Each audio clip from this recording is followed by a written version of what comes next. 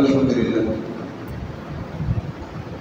সমস্ত প্রশংসা সেই মহান রব্বুল আলামিনের দরবারে, যেই মহান রব্বুল আলামিন আপনাকে আমাকে আমাদের সবাইকে আদর করে সোহাগ করে মায়া করে মহব্বত করে ভালোবেসে রহমতি বরকতি জান্নাতের টুকরা বাগানে আল্লাহর মসজিদে সপ্তাহের মধ্যে সবচাইতে গুরুত্বপূর্ণ দিন, বরকতময় দিন, ফজিলতপূর্ণ দিন জুমার দিনে আপনাকে আমাকে আসার বসার কিছু কথা বলা ও শোনার তৌফিক দান করেছেন।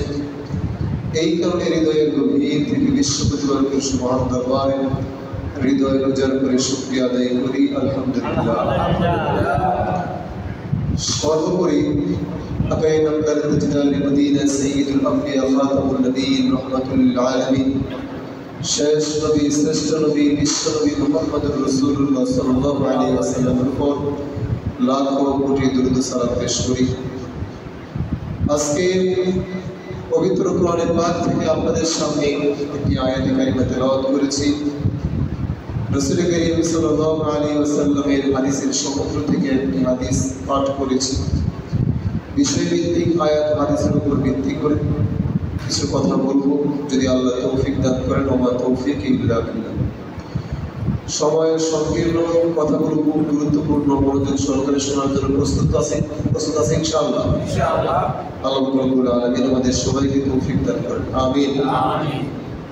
আল্লাহ রাব্বুল আলামিন এখানে মুসলমানদেরকে উদ্দেশ্য করে তিনি একটা বিধান নাযিল করলেন, উপদেশ দিলেন। তিনি বললেন, লা তাত্তাখিযুল মুমিনিন, কোন মুমিন যেন গ্রহণ না করে, না বানায়। লা তাত্তাখিযুল মুমিনিন, কোন মুমিন যেন না বানায়, কোন মুমিন যেন গ্রহণ না করে। আউলিয়া, বন্ধু হিসেবে, আল কাফিরিনা, কাফির। আমি আবার বলি, লা তাত্তাখিযুল মুমিনিনাল কাফিরিনা আউলিয়া মিন দুনিল মুমিনিন। আল্লাহ বলেন, কোন মুমিন যেন মুমিন ছাড়া কোন কাফিরকে বন্ধু না বানায়। লা তাত্তাখিযুল মুমিনিনাল কাফিরিনা, আল্লাহ তাআলা বলেন কোন কাফিরকে যেন মুমিন বন্ধু না বানায়।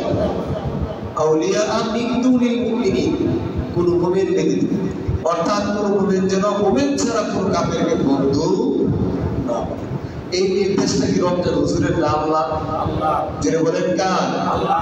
কোন আল্লাহ? যে আল্লাহ আপনাকে বানাইছে, যে আল্লাহ সমগ্র জগৎ বানাইছে, যে আল্লাহ আপনারে বানাইছে, সে আল্লাহ জানে কোনটা আপনার জন্য উপকার হবে, কোনটা আপনার জন্য ক্ষতি। আল্লাহ রাব্বুল আলামিন